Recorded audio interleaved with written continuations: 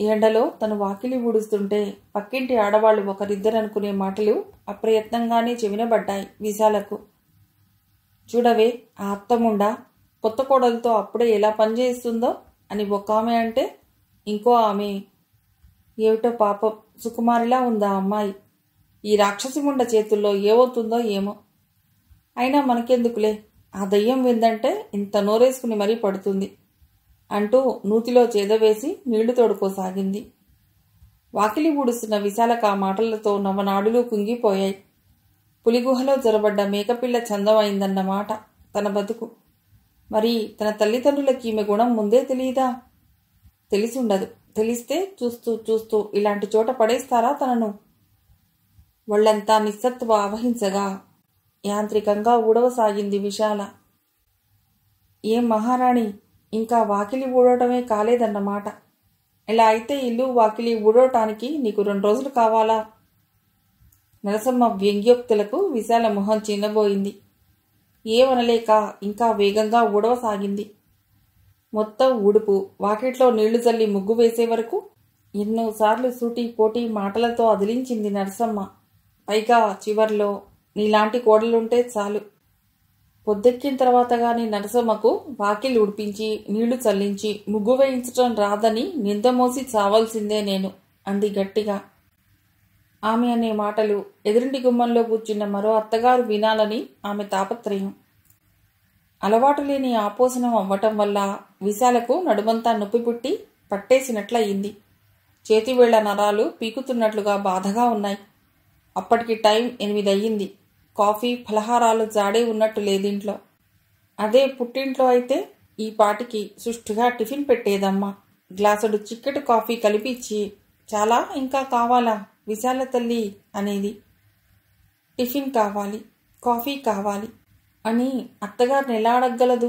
అందుకని ఆకలి కడుపుతో అలాగే కూర్చుండిపోయింది నట్టింట్లో. ఏ పాపం అలుపొచ్చిందా? ఇదిగో కాఫీ కలుపుకొచ్చాను, సేవించు పాపం అంటూ ఓ చిన్న గ్లాసు విశాల ముందు నేలకేసి టపీమని కొట్టినట్లు పెట్టింది. దానిలో ఎక్కడో అడుగు భాగాన ఓ 2 గుక్కల కాఫీ ఉంటుందేమో. తను మాత్రం ఓ దయ్యపు గ్లాసు అంచుల వరకు కాఫీ పోసుకుని చిద్విలాసంగా పీలుస్తూ తాగసాగింది. చివ్వున కళ్ళల్లో నీళ్లు తిరిగాయి మళ్లీ విశాలకు. అది అత్త గమనిస్తే ఇంకెంత గొడవ అవుతుందోనని తలదించుకునే ఆ చాలని కాఫీ తాగేసింది. పొద్దున్నే వెళ్లిన కొడుకు రహస్యంగా దిబ్బరొట్టి పొట్లం కట్టించిందని ఇందాక తన నమ్మలక్కలు పరామర్శిస్తున్నప్పుడు అత్త ఆ మిగిలిన పెద్ద ముక్క కాస్త మింగేసిందని విశాలకేం తెలుసు పాపం. గటగటా కాఫీ తాగావుగా, ఇంకా ఆ ఏడుపు మొహం ఎందుకు? పద పద, దొడ్లో అంట్లు అట్టాగే ఉండిపోయాయి. ఊరికే ఇంత చింతపండు వాటి ఎదాన పెట్టి కొంప గుండం చేయక థళథళలాడేట్లు తోము. మసి మరక కనిపించిందో? ఉరుముతో ఆజ్ఞాపించింది నరసమ్మ.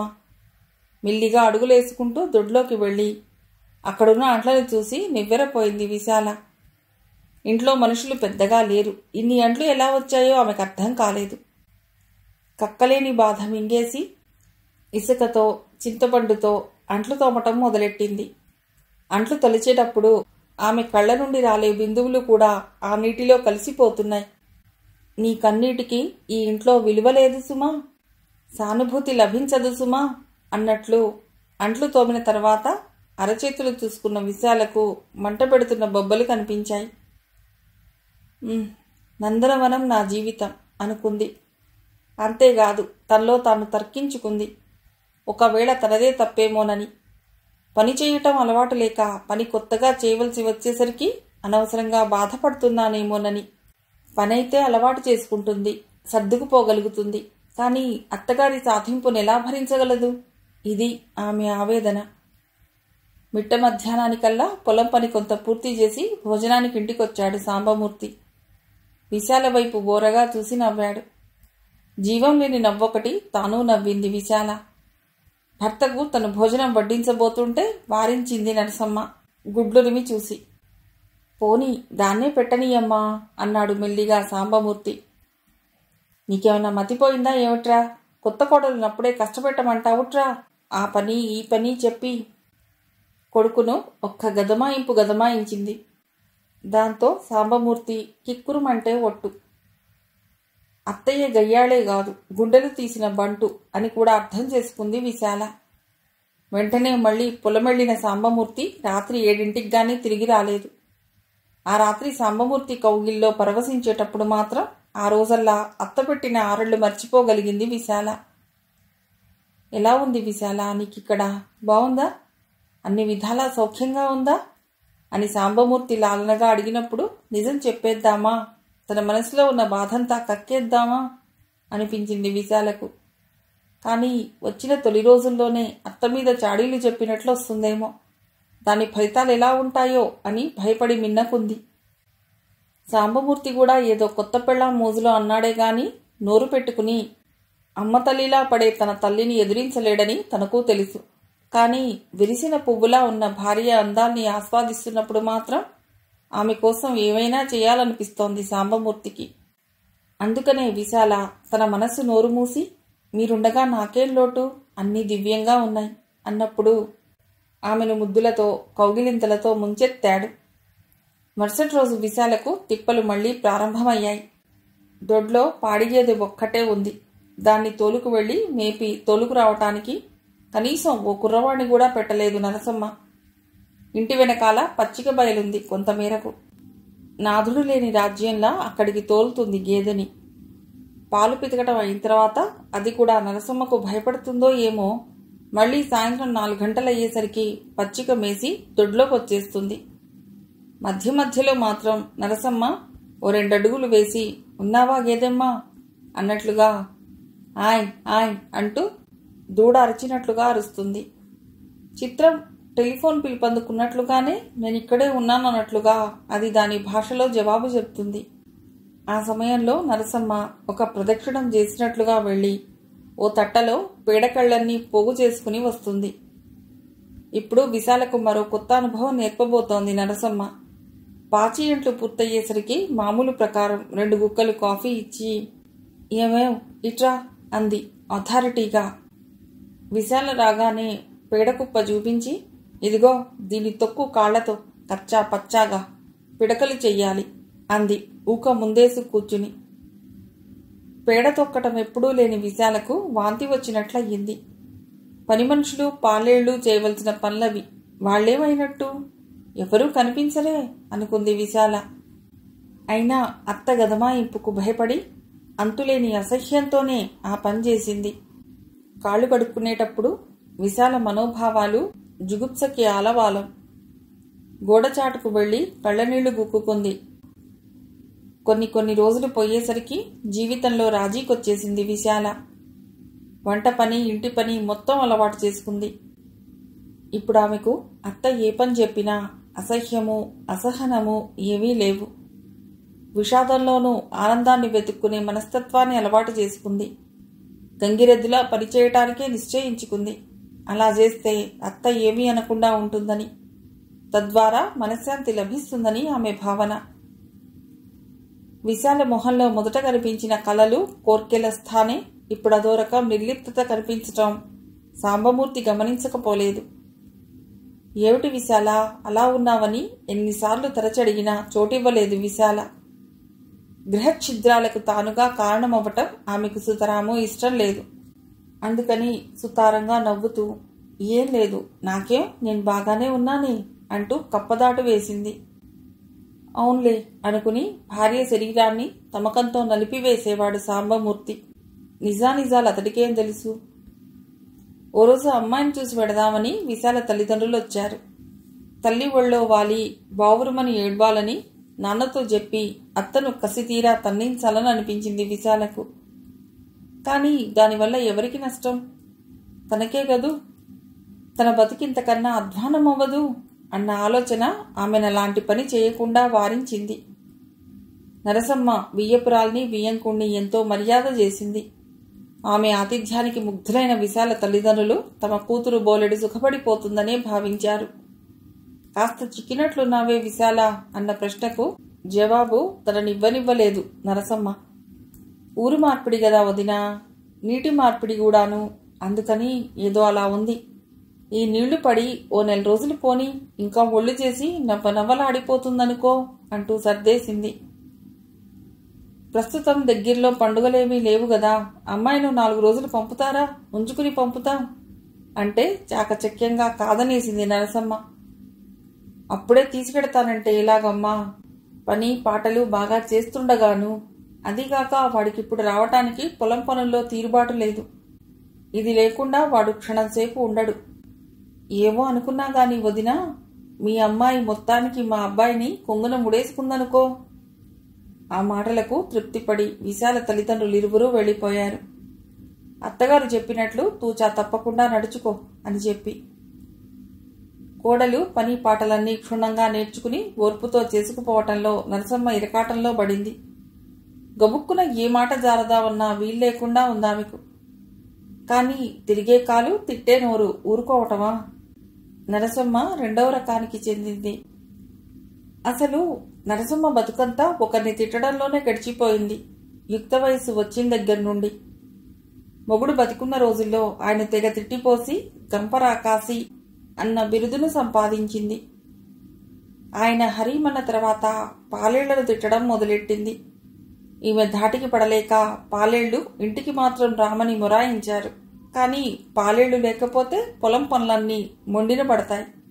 అందుకని సాంబమూర్తి తల్లి మనసు నొప్పించకుండా, పాలేళ్లను పోగొట్టుకోకుండా ఇంటికి దగ్గరలో వేరే పాక వేయించాడు. పాలేళ్లంతా అక్కడికే వచ్చి ఎడ్లను తోలుకెళ్లటం, బండి కట్టుకోవడం లాంటి పనులు చేస్తుంటారు. సరదాగా పాలేళ్లకు యజమానింటి దగ్గర అన్నం పెట్టడం రివాజు. అన్నం పెట్టి సంవత్సరానికి 2 బస్తాలు ఇవ్వటం అని ఉంటుంది షరతు. గయ్యాళి నరసమ్మ ఇంట్లో భోజనం చేసే పరిస్థితి లేదు గనక ఆ మేరకు కూడా వడ్లే ఇమ్మన్నారు పాలేళ్లు. అలాగేనని ఒప్పుకున్నాడు సాంబమూర్తి. పాలేళ్లు చేయిజారిన తర్వాత నరసమ్మ నోరు పని మనుషులు బట్టలుద్దికే మడేళ్ల వైపు తిరిగింది. ఏదో వంకతో నోరు అరిగిపోయే వరకు వాళ్ళని తిట్టసాగింది. భరించి భరించి ఓర్పు నశించి ఒక్కసారిగా కట్టగొట్టుకుని ఎదురు తిరిగారు వాళ్లంతా. పోవమ్మా, వెనకటికెవరితో నీలాంటిది, నా కోడి నా కుంపటి లేకపోతే తెల్లారుద్దా అందట. అట్టా ఉంది నీ యవ్వారం. నీ ఇల్లు కాకపోతే ఈ ఊళ్ళో సానా ఇళ్లుండాయి అంటూ చీకొట్టి ఎగ్గొట్టిపోయారు వాళ్ళు. వాళ్ల మీద పంతం కొద్దీ ఆ పనులన్నీ నెత్తిమీద వేసుకుని చేయటం దుక్కలా ఉన్న నరసమ్మకు బాధనిపించలేదు గాని నోరుకు బొత్తిగా పనిలేకపోవటమే ప్రాణసంకటంగా ఉందామెకు. కొడుకు తనకు పూర్తిగా విధేయుడు, మాట జవదాటడు, పైగా రక్త సంబంధం. అందుకని కొడుకును మాత్రమే సాధించదు. ఇలా నరసమ్మ ప్రాణం తిట్ల దాహంతో తప్పించిపోతున్న సమయంలో విశాల కోడలుగా అడుగుపెట్టడం పండగలా అనిపించింది నరసమ్మకు. సంతోషంతో ఎగిరి గంతేసినట్లయిందామెకు. అత్త కోడలను బాధించటం, సాధించటం, రాచి రంపాన పెట్టడం జన్మహక్కని నరసమ్మ ఉద్దేశం. తన అత్త తను కాపురానికి వచ్చిన మొదటి రోజుల్లోనే బాల్చి తన్నేయబట్టి గాని లేకపోతే తనను మాత్రం చంపుకు తిని ఉండేది కాదు. పైగా అత్త తిట్టడం, కొట్టడం, కోడలు పట్టం అనేవి లేకపోతే కోడళ్లు అత్తనెత్తికెక్కి పిండి కొట్టడం ఖాయం. అందుకని కోడలనెప్పుడూ అత్త చెప్పు కింద తేల్లా ఉంచాలి. ఇది నరసమ్మ పిడివాదం. ఈ సూత్రాన్ని ఆధారం చేసుకునే ఇంతవరకు కోడలను సాధించింది. పని సరిగ్గా రాదు గదా, పడకేం చేస్తుంది అని నరసమ్మ మనోభిప్రాయం. కాని ఇప్పుడు కోడలు పనులన్నీ కూలంకుషంగా నేర్చుకుని లోటు లేకుండా చేస్తూ ఓ మెట్టు పైనుంది. ఇప్పుడెలా దాన్ని తప్పుపట్టడం? బుర్ర బద్దలు కొట్టుకుని ఓ మెరుపులాంటి ఆలోచన రాగా తృప్తిగా నవ్వుకుంది నరసమ్మ. తన మనసులోని వ్యతిరేక భావాలన్నింటినీ అణిచిపెట్టి అసహ్యాన్ని, అలసత్వాన్ని దూరంగా నెట్టి అత్తగారు చెప్పిన పనులన్నీ చేసుకుపోతున్నా ప్రతి చిన్న విషయానికి ఆమె ఏదో రకంగా తప్పుపట్టడం, తిట్టడం భరింపరానిదిగా తయారైంది విశాలకు. బజ్జీ వంకాయలతో బజ్జీ చేస్తే కూరెందుకు చేయలేదే పాడు మొహందానా అని తిడుతుంది. కూరలో కాస్త ఉప్పు తక్కువైతే నీ బాబు సొమ్మేమన్నా పోతుందా అని చీవాట్లు పెడుతుంది. పచ్చడిలో కారం ఎక్కువగా ఉంటే నోరు మండిపోతుందే ముదనష్టం దానా, నా మీద మంటగా ఉంటే అది తీర్చుకోవటానికి నీకీ మార్గం దొరికిందిటే అని రంకెలేస్తుంది. అన్నం బావున్నా సరే ఇలా చిమిడిపోయిందే నీ మొహంలా అని విసుక్కుంటుంది. లంగా కొంచెం చీర కిందుగా జారితే పాదాల దగ్గర ఏం పిచ్చివేషాలుగా ఉందా అంటూ బొబ్బలు పెడుతుంది. సాయం సమయం సంధ్యకాంత అందాలు చూస్తూ వాకిట్లో నిల్చుంటే సంసార స్త్రీలు సంసారపక్షంగానే ఉండాలి, వీధిలో నిల్చుని వచ్చిపోయే వాళ్ల మొహాల వైపు చూస్తూ సానివేషాలు వెయ్యకూడదు, ఒళ్ళు దగ్గర పెట్టుకుని మసలు అంటుంది. కూర్చుంటే తప్పు, లేస్తే తప్పు, ఊ అంటే తప్పు, ఆ అంటే తప్పు. విశాల కన్నీళ్లు ధారగా కారని రోజు లేదు ఆ ఇంట్లో. కానీ అత్తగారి మితిమీరిన అతి సాధింపుకు విశాలలో ఓర్పు పూర్తిగా నశించిపోయింది. పిల్లిని కూడా గదిలో పెట్టి తలుపులు మూసి కొడితే అది కళ్ళు పీకుతుందిట. ఆ పరిస్థితికి తీసుకొచ్చింది విశాలను నరసమ్మ. కానీ భర్తతో మాట వరుస కన్నా చెప్పకుండా ఏమీ చేయదలుచుకోలేదు విశాల. సూచనప్రాయంగా తను అనుభవిస్తున్న చెరంతా భర్తకు వివరించింది కన్నీళ్లతో. కానీ అత్త విషయంలో అతడేమీ చెప్పలేని అసక్తుడని ఆమెకు భర్త జవాబే తెలియజెప్పింది. చూడు విశాల, మా అమ్మ అసలే గయ్యాళి. నేను కల్పించుకుంటే నన్ను నీలానే చూస్తుంది. ఆమెనేం చేయలేను నేను. ఆమెతో సర్దుకుపోవటమే నీకు నాకు సుఖం. అతని దివ్యమైన సలహాను మనసులోనే ఏవగించుకుంది విశాల. ఓ రోజు బట్టలుతికి అత్త చీర గోడనున్న మేకుకు కట్టి ఆరవేద్దామని ప్రయత్నిస్తుంటే ఆ లాగుడుకు చీర కొంచెం చిరిగింది. తన ప్రతి పనికి ఏదో వంక వెతుకుదామనే దృష్టితో గమనిస్తున్న అత్త కళ్ళ పడనే పడిందది. ఇంకేముంది, కుంప మునిగిపోయినట్లుగా బంగారం లాంటి నా చీర నా మీద ద్వేషం కొద్దీ చింపేస్తావుటే, ఉండు నీ పని చెప్తా. ఇన్నాళ్ల నుండి ఎలాగో సహించాను గాని ఇక ఏమాత్రం ఉపేక్షించేది లేదు అంటూ విశాల జుట్టు పట్టుకుని బరాబరా లోనికి ఇడ్చుకొచ్చింది నరసమ్మ. మరో క్షణంలో మెడవంచి పిడిగుద్దులు వేసేదే కాని ఒక్క విదిలింపు విదిలించింది విశాల. ఉద్రేకంతో ఉడికిపోతూ కళ్ళు చింతనిప్పుల్లా చేసుకుని, అత్తగారు, ఇన్నాళ్ళు మీ మీద పెద్దరికముంచి మీరేం తిట్టినా సహించాను. నా లోటు లేకపోయినా కాని మీరీనాడు నా మీద ఓ చిన్న విషయానికి చెయ్యి చేసుకోవటానికి కూడా సిద్ధపడ్డారు. ఇక మీ పెద్దరికం లేదు, చొప్పకట్టాలేదు. జాగ్రత్త. నాకు తిక్కరేగిందంటే మీ తల ముక్కలు ముక్కలు చేయగలనంది విశాల. ఊహించని ఈ ప్రతిఘటనకు అవాక్కైపోయి శిలా ప్రతిమలా నిలబడింది నరసమ్మ. ఏమనుకుందో ఏమో తల వంచుకుని వెళ్ళిపోయింది. ఆ రాత్రి ఈ విషయాన్ని భర్తతో చెబుదామా అనుకుని ఆ ప్రయత్నాన్నెందుకో విరమించుకుంది విశాల. చూద్దాం, అత్త ఎలాగో కొడుకుతో చెప్పుకుంటుందిగా అనుకుంది. కానీ 4-5 రోజుల వరకు ఈ సంఘటన ప్రస్తావనకే రాలేదా ఇంట్లో. అన్నిటికన్నా ఆశ్చర్యమేమంటే ఎప్పుడూ ఏదో ఒక దాని మీద సాధిస్తూ తిడుతూ ఉండే అత్త విశాలనేమీ అనటం లేదు. మునీశ్వరుడిలా ప్రవర్తిస్తోంది. పోనీలే, అత్త మనస్సు మారింది, అదే సంతోషం. మొన్ననేదో ఆవేశంలో తను ఒళ్ళు మర్చిపోయి అలా మాట్లాడింది. అందం ఉండి ఆస్తి తెచ్చిన తను ఈ బాధలను ఎందుకు భరించాలి అన్న విప్లవ భావమే తననలా విచక్షణారహితురాలిగా చేసింది. ఇక ముందెప్పుడు అత్తతో తనలా ప్రవర్తించదు. తామిద్దరూ ఎంతో సఖ్యతగా ఉంటారు అనుకుని తృప్తిగా నిట్టూర్చింది విశాల. మరో 1 వారం రోజులు ప్రశాంతంగా గడిచిపోయాయి. ఓ రోజు పక్కింటి పేరంటానికి వెళ్లి వచ్చిన విశాల లోనికి అడుగు పెడుతూనే విశాల ఇలారా అన్న గర్జన విని అద్దిరిపడిపోయి అతడు కనిపించిన దృశ్యం చూసి గడగడా వణికిపోయింది. ఎదురుగా భర్త సాంబమూర్తి ఆవేశంతో నిలువెల్లా వణికిపోతున్నాడు. అతడి కళ్ళు జ్యోతుల్లా ఎర్రగా ఉన్నాయి. రక్తమంతా మొహంలో గూడుగట్టుకుందా అన్నట్లుగా ఉందతడి మొహం. అత్తగారు కూర్చుంది నెత్తిమీద చేతులు పెట్టుకుని. ఆమె మొహం మీద కన్నీళ్లు చారికలు కట్టి ఉన్నాయి. కట్టుకున్న తెల్లచీర అక్కడక్కడా చీలికలై ఉంది. జుట్టు రేగి ఉంది. ఒంటి నిండా అక్కడక్కడా రక్కులు గిల్లులు. విస్మయంతో కూడిన తన పరిశీలన పూర్తిగా కమునిపే ఎదురు తన దగ్గరికి వచ్చాడు సాంబమూర్తి. ఏమే, ఎంత పొగరే నీకు? అంత పెద్దదాన్ని మా అమ్మను పట్టుకుని ఇష్టం వచ్చినట్లు కొడతావా? అంత ఒళ్ళు కొవ్వెక్కిందన్నమాట అంటూ చాచి 2 చెంపకాయలు కొట్టాడు సాంబమూర్తి. విశాలకొక్కసారిగా తల దిమ్మెత్తిపోయింది. కళ్ళు చీకట్లు కమ్మాయి. తనేమవుతుందో ఎలా ఉందో తెలియని అచేతన స్థితిలో ఉండిపోయింది కొన్ని క్షణాలు. హఠాత్తుగా ఊహించలేని విధంగా ఆ సంఘటనకు కొయ్యబారిపోవటంతో దుఃఖం పెకిలి రాలేదు. గొంతుకనెవరో పట్టుకారతో పట్టుకుని నొక్కుతున్నట్లు అనిపించింది. తూలి పడబోయి తమాయించుకుని గుమ్మాన్ని పట్టుకుని నిలదొక్కుంది. అప్పటికే చేతిలో ఉన్న శనగలు, అరటిపండు, తాంబూలం కిందపడ్డాయి. బుగ్గల మీదుగా జారే కన్నీళ్లను పవిట కొంగుతో తుడుచుకుంటూ మీరు నన్ను కొట్టారా అంది. దుఃఖోద్వేగంతో ఆమె ఉచ్ఛ్వాస నిశ్వాసలు అధికమయ్యాయి. రోషంతో ఆమె ముక్కుపుటాలు అదురుతున్నాయి. కొట్టడమే కాదు, పాతేసేవాణ్ణి. ఉద్రేకం ఇంకా పూర్తిగా చల్లారలేదు సాంబమూర్తిలో. ఎందుకు? నేను చేసిన తప్పేమిటి? విశాల కళ్ళు వర్షిస్తున్నాయి. ఏమిటో నీకు తెలీదా? గర్జించాడతడు. ఈలోపుగా నరసమ్మ అందుకుంది. ముక్కు చీదుతూ, ఎంత నంగనాచి బుంగమూతివే తల్లి. మధ్యాహ్నం వాడు బయటికెళ్ళిపోయిన తర్వాత కాసిని పెసలిసురుదాం, సాయం రావే తల్లి నాకని నేను పిలిస్తే పెసలు విసరటం రాదు, నీ తలకాయ విరుస్తా అంటూ మారెమ్మలా నా మీద కలియబడి నన్ను గిల్లి రక్కి కొట్టి తిట్టి చంపేయబోలేదు. వెధవముండా, నేను నీకు చాకరీ చెయ్యాలా, నువ్వు నాకు చెయ్యాలి గాని అంటూ నా తెల్ల చీరని ఇష్టం వచ్చినట్లు చింపేయలేదు. అబ్బాయిని రాని చెబుతానంటే మీ అబ్బాయి ఏం చేస్తాడు? తల్లి మాట వినే చవట అంటూ వాణ్ణి నానా దుర్భాషలాడలేదు.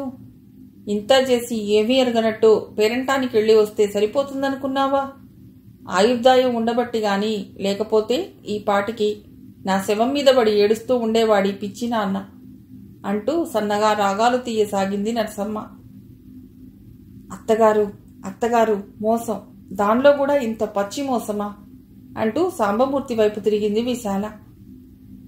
ఏమండి, మీరిది నమ్మారన్నమాట. అంతా శుద్ధ అబద్ధం అండి, పచ్చి అబద్ధం. అసలు అత్తగారి వంటి మీద నేను చెయ్యి వేయలేదు, నాకే పాపమూ తెలియదు. డోర్మొయ్, అబద్ధం చెప్పవలసిన కర్మ అన్నేళ్ళొచ్చినా ఆవిడకేం పట్టింది? కొన్నేళ్లుగా ఆవిడ రోజు నువ్వు ఆమెను తిడుతున్నావని మొత్తుకుంటున్నా ఉపేక్షించి ఊరుకున్నాను. చెయ్యి కూడా చేసుకుంటే ఊరికినే చవటను మాత్రం కాదు.